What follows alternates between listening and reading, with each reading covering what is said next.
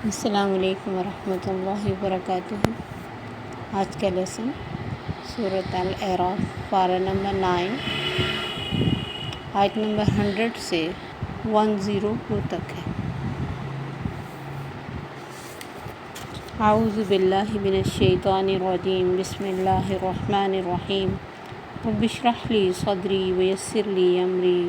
واحلل عقدۃ من لسانی یفقہوا قولی رب زدنی علما اللہم فقہنا فی الدین اللہم وفقنا لما تحب وترضی۔ اولم یہد للذین، کیا بھلا نہیں رہنمائی ہوتی ان لوگوں کے لیے، یرثون الارض من بعد اہلہا، جو وارث بنائے گئے زمین کے اس کے رہنے والوں کے بعد، ان لو نشاء اصبناہم، کہ اگر ہم چاہیں لپیٹ لیں ہم ان کو، بذنوبہم، ان کے گناہوں کی وجہ سے، ونطبع علی قلوبہم، اور ہم مہر لگا دیں ان کے دلوں پر، فہم لا یسمعون، تو وہ نہ سن سکیں۔ تلک القری، یہ ہیں بستیاں، نقصہ علیک من انبائہا، ہم نے بیان کیا آپ پر ان کی خبروں کو، وَلَقَدْ جَاءَتْهُمْ رُسُلُهُمْ بِالْبَيِّنَاتِ، البتہ بے شک آئے تھے ان کے پاس ان کے رسول واضح دلائل کے ساتھ، فَمَا كَانُوا لِيُؤْمِنُوا، تو نہ تھے وہ کہ ایمان لاتے، بِمَا كَذَّبُوا مِن قَبْلُ، اس وجہ سے کہ انہوں نے جھٹلا دیا پہلے ہی سے، كَذَلِكَ يَطْبَعُ اللَّهُ، اسی طرح مہر لگا دیتا ہے اللہ، عَلَى قُلُوبِ الْكَافِرِينَ، کافروں کے دلوں پر، وَمَا وَجَدْنَا لِأَكْثَرِهِم مِّنْ عَهْدٍ، اور نہیں پایا ان میں سے اکثر کو ہم نے وعدے کا لحاظ کرنے والے، وَإِن وَجَدْنَا أَكْثَرَهُمْ لَفَاسِقِينَ، اور یہ کہ پایا ہم نے ان میں سے اکثر کو فسق کرنے والے، حد سے گزرنے والے۔ اللہ تعالیٰ فرماتے ہیں کہ دنیا میں رہنے والوں، ایک کے بعد دوسری قوم آئی، کس طرح اللہ نے ان کو ختم کیا، 5 انبیاء کے حالات مسلسل اللہ تعالیٰ نے ہمیں بتائے، اس نصیحت کے لیے کہ یہ دنیا میرے حکم سے چلتی ہے، میرے حکم سے ختم بھی ہو سکتی ہے۔ تو تمہیں بتا دیا گیا کہ جن لوگوں نے دنیا میں خود کو بڑی چیز سمجھا، اللہ کے احکام کو پیچھے پھینکا، اس کے انبیاء کی اور احکام کی قدر نہ کی، ان کو اپنی زندگی میں اپلائی نہ کیا، زندگی کو اپنی مرضی سے گزارنا چاہا، اللہ کی باؤنڈریز کو کراس کیا، اللہ کی آیات کو جھٹلایا، تو کیا حال کیا اللہ نے ان کا۔ ان کی کوئی طاقت، کوئی قوت، کوئی گھر، ٹیکنالوجی، کچھ بھی ان کے کام نہیں آ سکا۔ تو اللہ فرماتے کیا بھلا رہنمائی نہیں ملتی ان لوگوں کو؟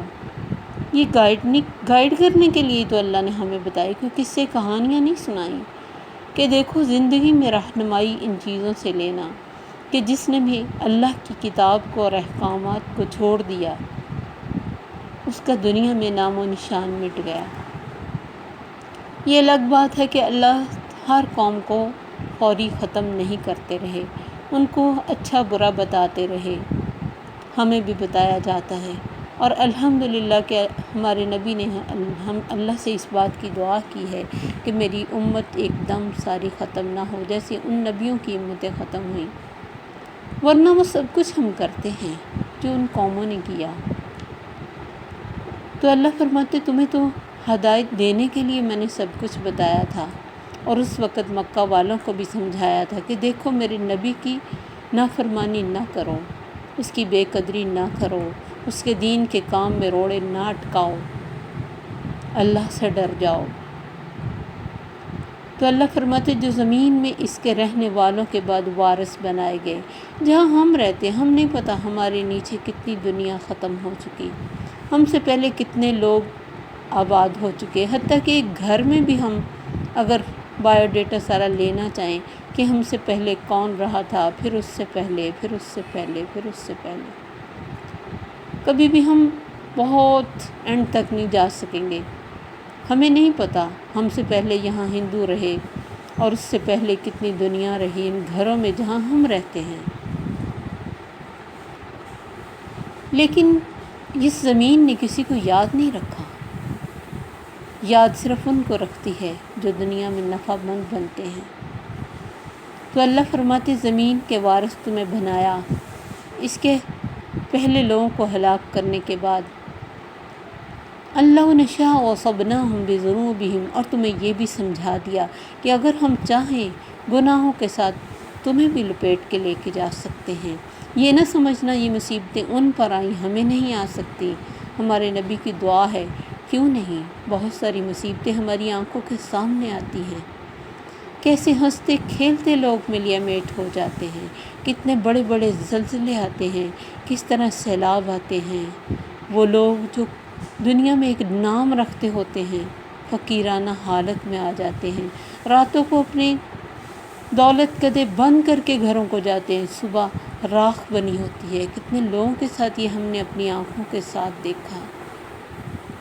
کیسے ہم یہ سمجھ سکتے ہیں کہ جو مصیبت ان کو آئی ہمیں نہیں آئے گی؟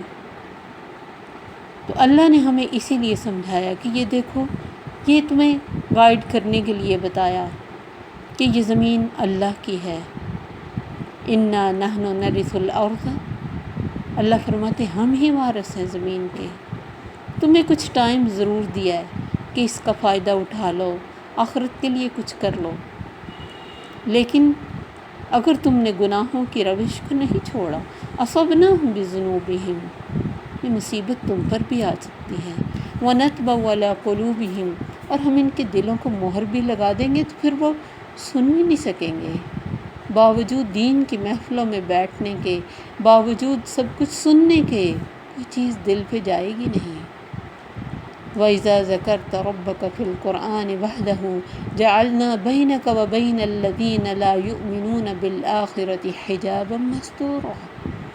اللہ فرماتے جب قرآن میں اللہ کی توحید کا ذکر ہوتا ہے، جو اللہ پر یقین نہیں رکھتے، آخرت کے مطابق کام نہیں کرتے، ہم ان کے دل کے درمیان پردہ ڈال دیتے جو انہیں نظر نہیں آتا۔ وہ دین کی محفلوں میں رہتے ہیں، وہ قرآن سنتے ہیں، پڑھتے ہیں، تعویذ بنا کے گلے میں ڈالتے ہیں، اس کے نیچے سے گزرتے ہیں، گھروں میں جلدان میں ڈال ڈال کے رکھتے ہیں، سجا سجا کے رکھتے ہیں، اثر نہیں کرتا ان کے دلوں پر، دل پتھر کے پتھر ہی رہتے ہیں۔ ان کی زندگیوں میں بڑے بڑے سانحے ہوتے ہیں، پھر بھی وہ وہیں کھڑے رہتے ہیں جہاں وہ کھڑے تھے۔ تو اللہ فرماتے کہ ہم مہر لگا سکتے، مہر اللہ کسی کے اوپر ظلم کے ساتھ نہیں لگاتا۔ مہر لگتی تب ہے جب انسان اللہ کے حکموں کی نافرمانی کرتا ہے، بات کو دیکھے بغیر سمجھے بغیر جھٹلا دیتا ہے، پھر اس کو کتنی بھی نشانیاں دکھائی جائیں، سمجھایا جائے اور احادیث اور قرآن دکھایا جائے،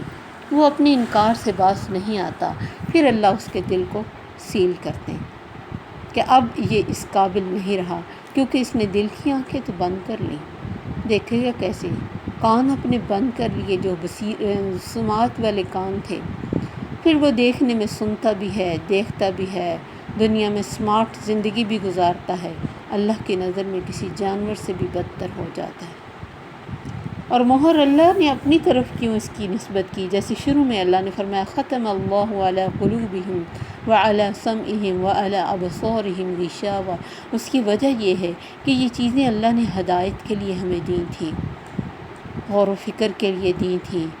ہدایت کی بات سننے کے لیے دی تھی۔ جب ان کو ہم نے ان کاموں کے لیے یوز نہیں کیا تو ان پہ زنگ لگ گیا، اور زنگ جس چیز پہ لگ جائے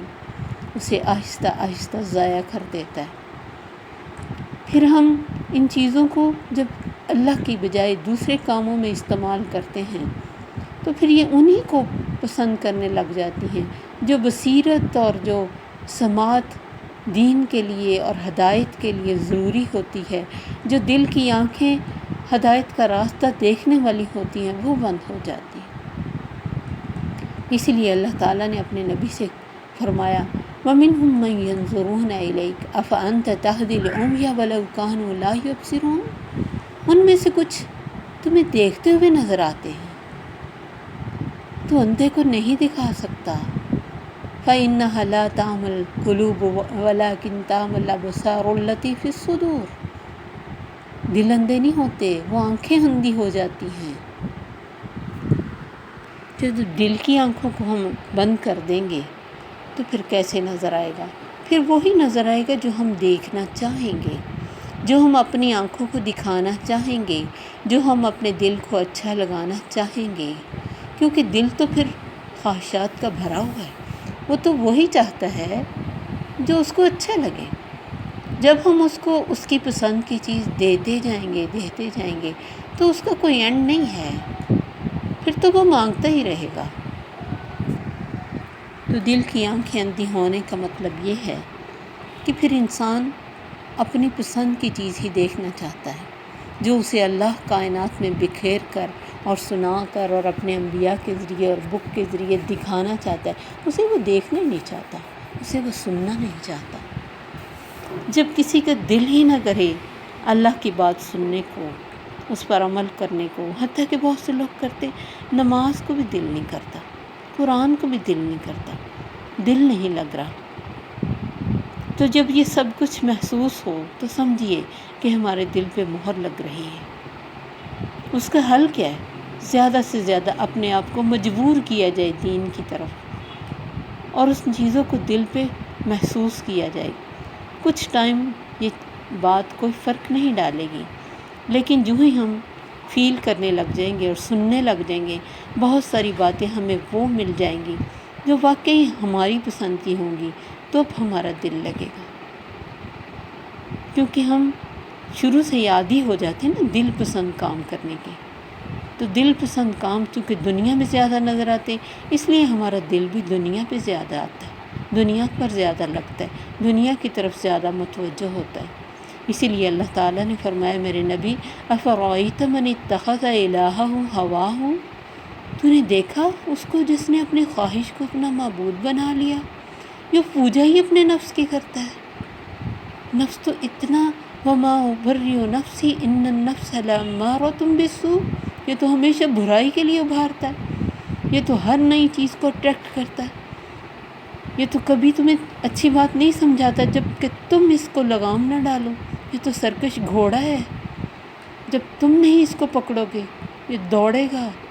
تمہیں اپنے پیچھے دوڑائے گا، لیکن اس کی کوئی منزل نہیں ہوگی، کوئی اینڈ نہیں ہوگا اس کی دوڑ کا، یہ تمہیں کھڈے میں جا کے گرا دے گا، نہیں دیکھے گا یہاں یہ برباد ہو جائے گا، نہیں، اس نے تمہیں حق دکھانا ہی کب اگر تم دیکھنا نہ چاہو۔ اس کے لیے تمہیں اپنی دل کی آنکھوں کو کھولنا پڑے گا۔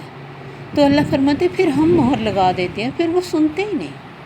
سنائی نہیں دیتا، باوجود آس پاس ہر چیز اللہ کی حقیقت بیان کر رہی ہوتی ہے، بہت سارے سنانے والے ہوتے ہیں، ایک کلک پر ہمیں سب کچھ مل جانا ہوتا ہے، ہم برائی پہ کلک کرتے ہیں۔ تلک القریٰ نقص علیک من انبائہا، میرے نبی یہ بستیوں کے واقعات ہم نے تم پہ ان کی خبریں بتائیں تاکہ ان لوگوں کو سمجھ آ جائے کہ اللہ کے لیے کچھ بھی کرنا، کسی وقت بھی کرنا، کبھی بھی کرنا، کیسا بھی کرنا کوئی مشکل نہیں۔ وَلَقَدْ جَاءَتْهُمْ رُسُلُهُمْ بِالْبَيِّنَاتِ، ان کے پاس بھی ان کے رسول واضح دلائل لے کے آئے تھے، کچھ چھپا ہوا نہیں تھا۔ آنکھوں کے سامنے کیسے اونٹنی نکلی تھی، کیسے فرعون کی آنکھوں کے سامنے بڑے بڑے عذاب آئے تھے، کس طرح قوم لوط کو لوط علیہ السلام نے سمجھایا تھا۔ فَمَا كَانُوا لِيُؤْمِنُوا بِمَا كَذَّبُوا مِن قَبْلُ، تو وہ ایمان نہیں لائے کیونکہ وہ ریجیکٹ کر چکے تھے۔ یہ بہت بڑی ایک انسان کی خامی ہوتی ہے، وہ کسی چیز کو ریجیکٹ کرتا ہے تو پھر اسے ایکسیپٹ کرنا اس کے لیے بے عزتی اسے محسوس ہوتی ہے۔ چھوٹے سے بچے کی آپ مثال لیں، کوئی اب چیز نہیں اس کو ٹیسٹ کرانا چاہیں وہ نہیں کرے گا،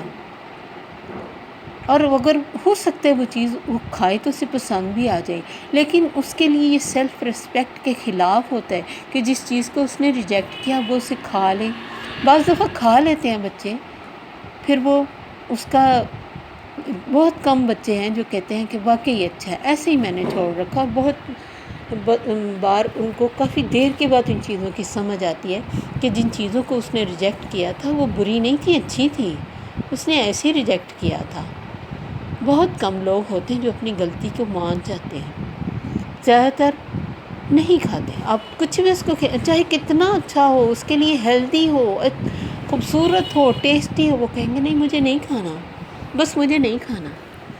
بس ایسے ہی حال ہوتا ہے اس انسان کا جو دنیا میں اپنی ایک نا کو کبھی بھی دوبارہ ہاں میں نہیں بدلنا چاہتا۔ اللہ نے فرمایا وَإِذَا قِيلَ لَهُ اتَّقِ اللَّهَ أَخَذَتْهُ الْعِزَّةُ بِالْإِثْمِ، جب اسے کہا جاتا ہے اللہ سے ڈرو، اس کی اناڑیں آ جاتی۔ تو پھر ایسے ہی دل کے لیے اللہ نے فرمایا كَذَلِكَ يَطْبَعُ اللَّهُ عَلَى قُلُوبِ الْكَافِرِينَ، ایسے ہی دلوں کے اوپر تو پھر اللہ مہر لگا دیتے ہیں۔